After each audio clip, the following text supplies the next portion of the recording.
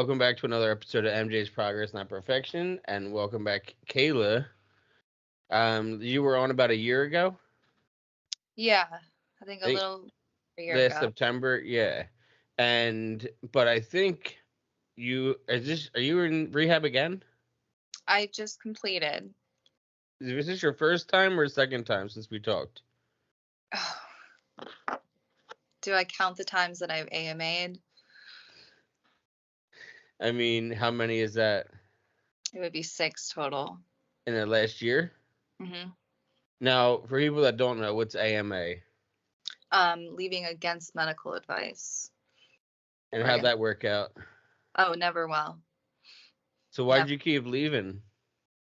Um, I had a lot of grief that I wasn't, I guess, ready to process yet at the time. Um, and just like wasn't ready to deal with the feelings that I had when I was clean. Why? So we talked last September. Did something happen since then? Like someone passed away? Yeah. Um, my ex-boyfriend, the one that I spoke about a little bit on the last one, overdosed and died on June 24th this year. Okay. Yeah. And that caused you to go out again? It contributed to one of them, yeah, but that wasn't why I relapsed, after we talked the first time. What was that reason? Um so then I was living at this halfway house in Tennessee, and I had to put in a pass to go back to Charlotte because I had an interlock device in my car and I could only have it serviced in North Carolina. And so my friend and I went, and I met up with my ex-boyfriend, and we ended up getting high together. And I went back home. I was also on the Vivitrol shot when I used, and I did not feel a thing. That stuff Like, seriously, yeah, seriously like worked. you didn't even get high. No, not at all. Yeah, for those who don't know about Vivitrol, it basically blocks that from happening. Yes. It's So, very too. what's that? Very dangerous to be on Vivitrol and try to use. Like, it's a wonder I didn't die. Yeah. And that's not when he died. Were you with him? Not when he Okay. died. There's so much has happened. So much. So yeah, I relapsed, and then I finished my trip, got my thing worked on, went back to the sober living house in Tennessee, and drug tested, obviously, like as soon as I got home, and I failed it. Um, And you didn't so even get the high that went along with it either. nope, nope. But they kicked me out the next morning. So I was living in my car in Tennessee for about a month, trying to find a place. And then one of my coworkers at the time offered me a place to stay. A lot of people actually offered me a place to stay when I was kicked out, but they were all like normal people. At And th- I, at you that know, point, you had decided you were not going to be normal people. right. At that point, I was like, fuck it. Because I was You're homeless. like, I'm already out.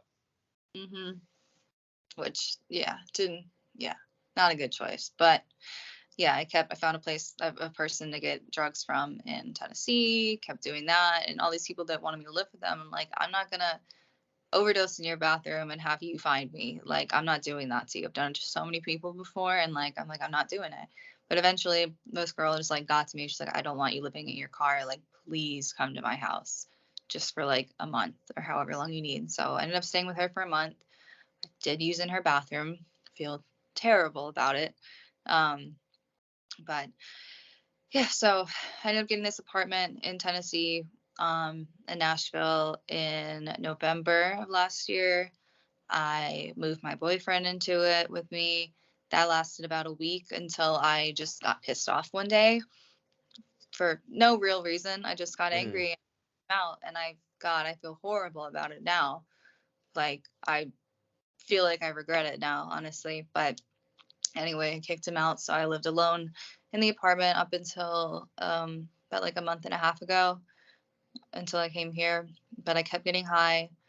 Um, I think I started going back to treatment in December of last year.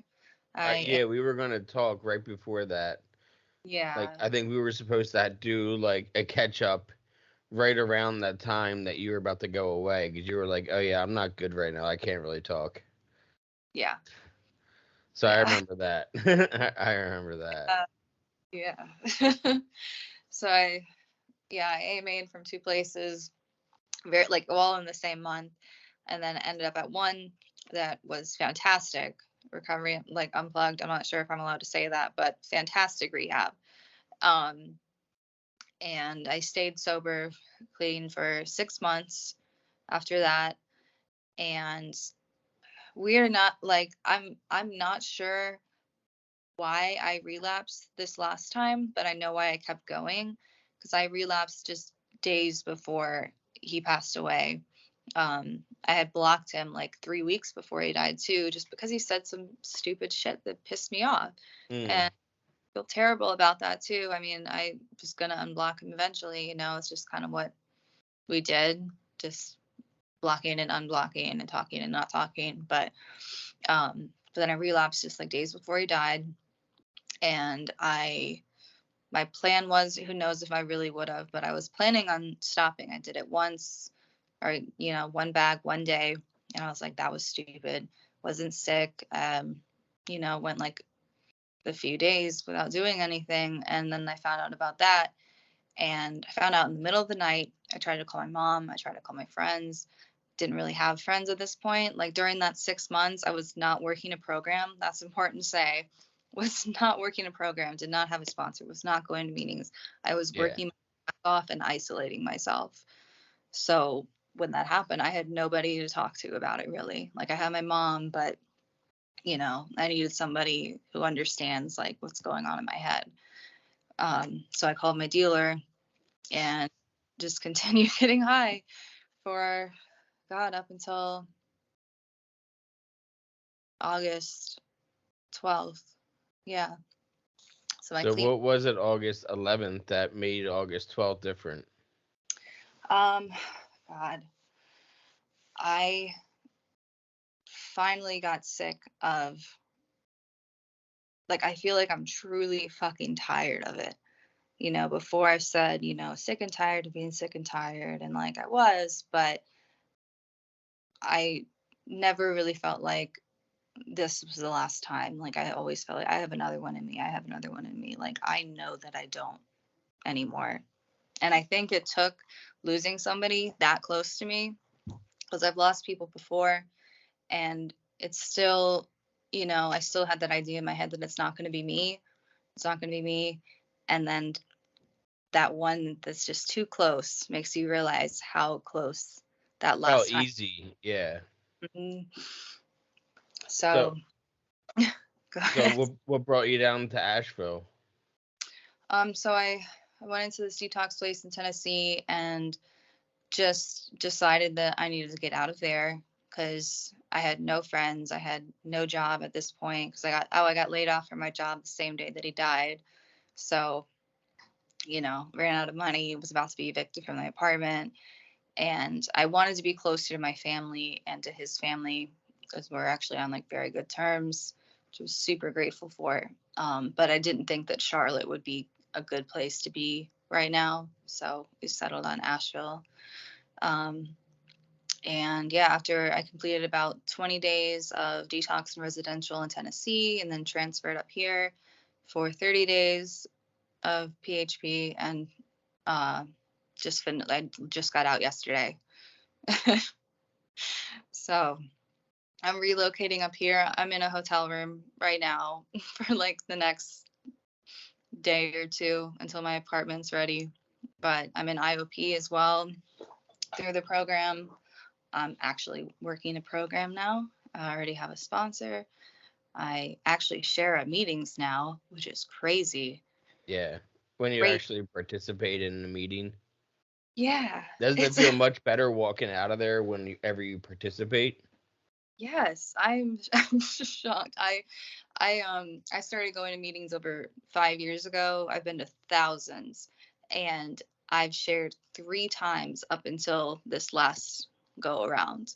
And now it's more than two hands the amount of times I've shared. I shared every single meeting if I can get a word in now. Yeah. It feels fantastic. Like, Now you're like, oh, that's why everybody's been talking all these years. it's all starting to make. I thought it made sense, and now it actually makes sense to me now. Like, I understand it now. Not Yeah. full. Well, I think you get more out of it that way because you make it more personal to you. When you're not speaking in meetings, you're thinking. And when you're Hmm. thinking, you start internalizing everything. And then anything the speaker says, you can say, oh, that's not me, or that's me. Or it's up to you to actually contribute in the meeting and be like, I want to be here. I want, like, it's easy for me to relate to you, but it's easy for me to not relate to you. I can be like, oh, well, she's a woman, so we're not the same. Or I can be like, oh, we're both addicts, so we are the same.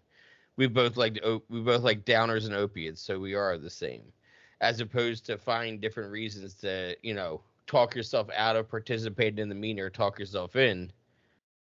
I definitely think it's easier to Hmm. talk yourself out, especially when you're not talking out loud. Because when you know you're going to share, you're actually paying attention to what everybody's sharing about because you want to be able to tie in to the theme of the meeting, whether the meeting's a big book study or whatever kind of meeting. Maybe it's a shared meeting where everyone gets 3 minutes and you do a round robin. Like I've seen those kind of meetings too. Is that what you mean? Do you have like those meetings? Oh no. No. Oh, it's like, God, last night I went to a huge one. Like, they split it in two, and there was probably about 70 people in there. And I still shared. And that is just out of character for me, out of old character for me. Anybody come up to you after any of the meetings and say, "Oh, what you said, I relate to"? Yeah. Feels amazing. Yeah.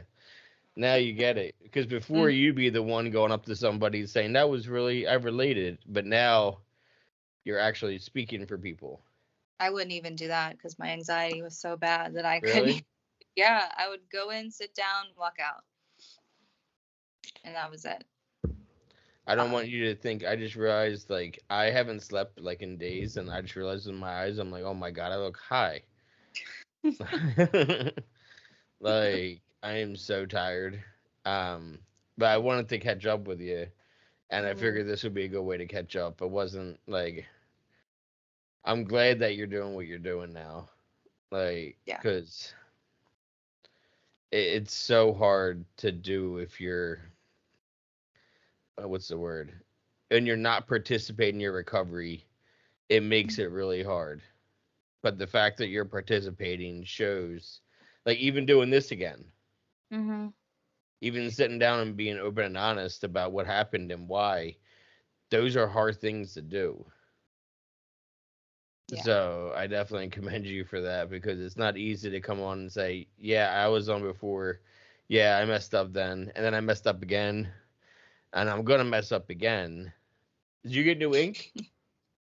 Is that tattoo there? Oh, this is fake because I rehab. It's fun to do this, but I did get one on my leg yesterday that says "fuck Fent." It's awesome. Yeah. That's awesome. I'm literally getting my Yeah. middle fingers. My wife has MS, so I'm gonna get an MS ribbon on my middle finger, and then I'm gonna get the purple ribbon for addiction or whatever, like on my other middle finger. But I like the idea of Nice. having different fingers, like for different things. You know what I mean? And my wife just got a Yeah. tattoo machine, so we've been having fun at home, and it was my birthday this week, so like I got to get a tattoo for my birthday and a tattoo for Bob's Burgers. I could be like, hey, stencil this up real quick.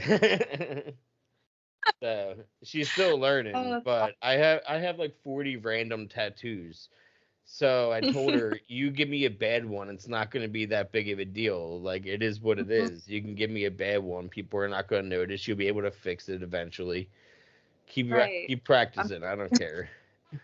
I'm I so think, down to be some practice canvas. Like, yeah, yep. anything. Just put it on. I said my back. I said do it on my back so I don't have to look at it. But Yeah. yeah, those are the ones there. But thank you, Kayla, for sitting down and talking to me again. and being honest about how hard it is out there. Yes. But I think you're a testament of it's not easy. It's not getting easier, and it No, just gets you more tired. And but it takes what it takes. it does. Yeah. So I look forward to seeing you post more about your recovery because when you're not posting, you're, you know, Hmm. you Yeah. know. Figured it out.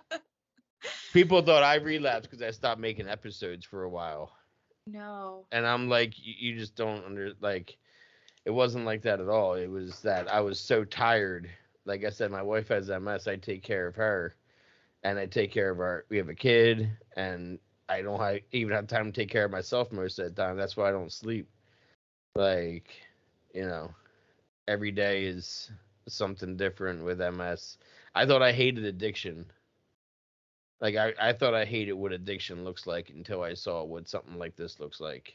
Like Yeah. it's so humbling, but at the same time, like, it's progressive, so it's not great, which means I don't like I was an insomniac before, MS entered MS entered my life, and now it's like if I sleep 8 hours in a week.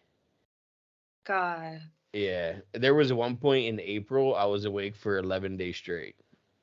Oh, I'd lose And my then I mind. and then I slept for 5 hours because Ambien worked finally, Ooh.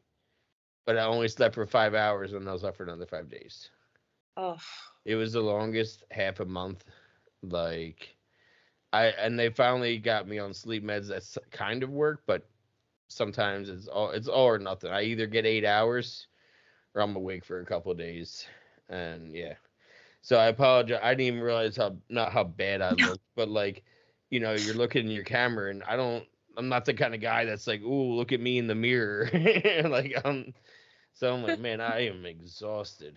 So oh, you're fine. but I appreciate you sitting down because I'm gonna put this out real quick as an update episode. This podcast is also sponsored by BetterHelp. If you are looking for therapy and not able to get something right away locally, you can do that with them. Within 48 hours, you can find a therapist to get on telehealth with you. I mean, I haven't heard anything but great things from people that have already done it that watch my show or listen to my show.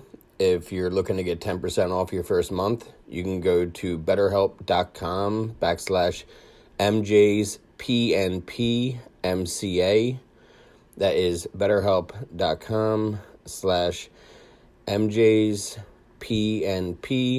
betterhelp.com/MJsPNPMCA. And just giving people, and I'll make sure I link up if you haven't seen her first episode and her whole story, because this is, like I said, a comeback story. She was on last September. I'll make sure the link is in the description to watch or listen to the original episode that you were on when you were coming from Tennessee, and I think you were in a basement. I was in a basement. And now Yeah. you've upgraded to a hotel room. Yes, but I will be in a nice apartment soon on Tuesday. It Asheville's a just cool takes. city. Asheville's a cool Oh, city. I just spent like $300 on like crystals and just shit today. Like, and My I'm in a. wife has my wife has like a altar on wheels Oh my because we didn't have room for it. Like we had to move our bedroom into our living room for her. And so she couldn't get her altar like from her dresser, so we got like this like thing that's on wheels, and she has an altar on wheels now that she wheels in for like the full moon last month and all that. And then she does tattoos right on our bed in our living room. God. Love And that. I'll just lay in bed watching Bob's Burgers. Do you watch Bob's Burgers? I do. You know the tattoo Bob has? It looks like a nose. It's on his back, and it looks like a nose kind of. And it was in the Equestrians episode when he gets dressed up like them, and they give. Oh, I have that tattoo on my back now of from that Bob has. I got something from Goodwill Hunting, and I got so many random things like in the last. It was like a present I bought myself for my birthday. What nice. a tattoo machine! But Nice. Do you want yes, do you want to see the tattoo I got? yep, Okay. Hold on. always. If I can I flip the camera on this or no? Oh, yep. Yep. It's in Oh yeah. the bowl, so Yeah, but it's in the wrap. Yeah, that's how'd that feel? it actually didn't hurt. I Yeah. thought it was the worst one. It didn't hurt. Yeah, and that's on your thigh though, right? Yeah, like a little, like a couple inches above my knee. Yeah. Like it really, like I know people say like, oh, tattoos don't hurt. Like they hurt, but this one really didn't hurt that bad. I get worried sometimes if they don't hurt. Like, are you going deep enough in my skin? Like when they Yeah. don't hurt? Because we had This is gonna. one, if you can kind of, you can't even see it. It looks like a branding on me. You see it right here? Uh-huh. It looks like I was branded. Like the C is Damn. still there. The C is there, but yeah, that's from my favorite podcast, Two Bears, One Cave. And but so, I mean, it'll be there for her to fix. Right. You know what I mean? And it is what it is. These are all just practicing. And it comes with practice skin. That's the creepiest part about, like, you get this it's fake skin material that you can practice Oh. on and all that. And then you can erase. It's really cool. I've been watching a ton of videos with her on YouTube and shit.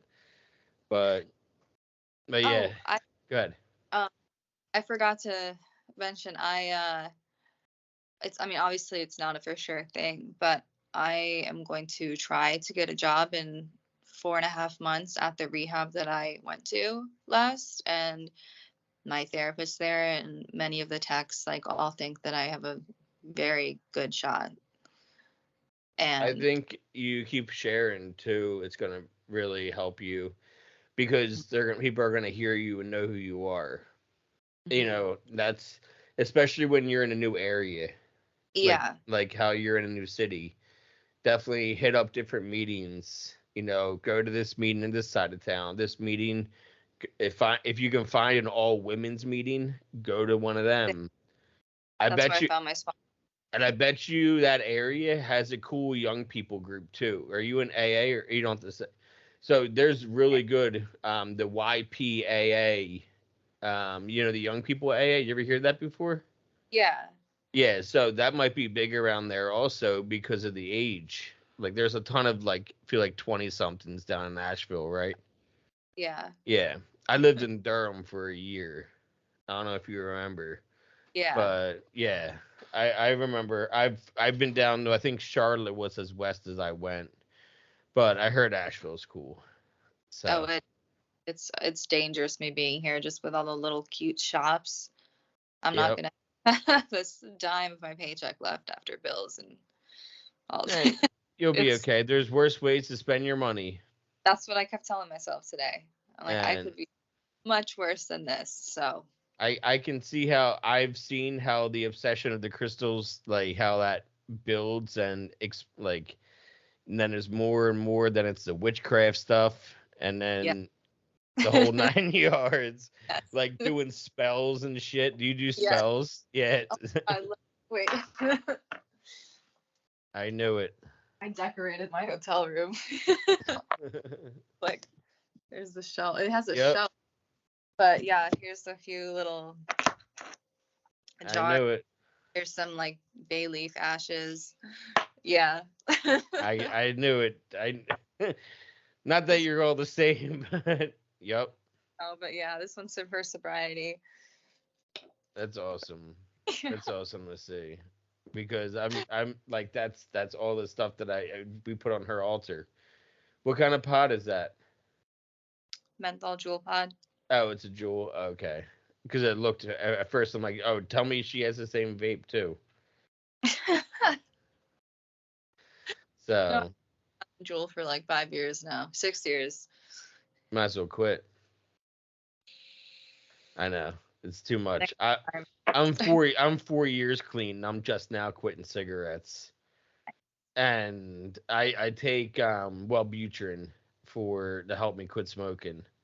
Oh, And I've cut back to like 5 a day. okay. So and I'm talking and sometimes those cigarettes I smoke half of.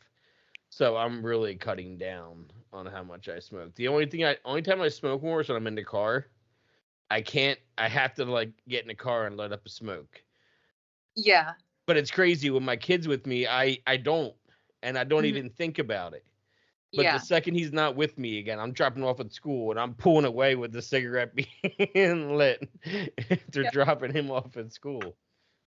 I don't So like. I really don't even care. I think I could honestly, I could switch to one of those essential oil vapes that have no nicotine or chemicals in them, and I'd probably be fine. It's more just like doing it. the act of. I've really, I mean, I know nicotine, there are withdrawals that come with that, but I I've think said to I'd my be wife, fine if you want to quit, start smoking cigarettes again. Because you conveniently can smoke that right now and anywhere. But if right. I'm anywhere, I need to step outside and have a smoke, and that's a pain in the ass sometimes. So Yeah. I said to like one of our good friends that's always hanging out with us, and she kept saying she wants to quit. I'm like, well, have one of my cigarettes. You're gonna hate it.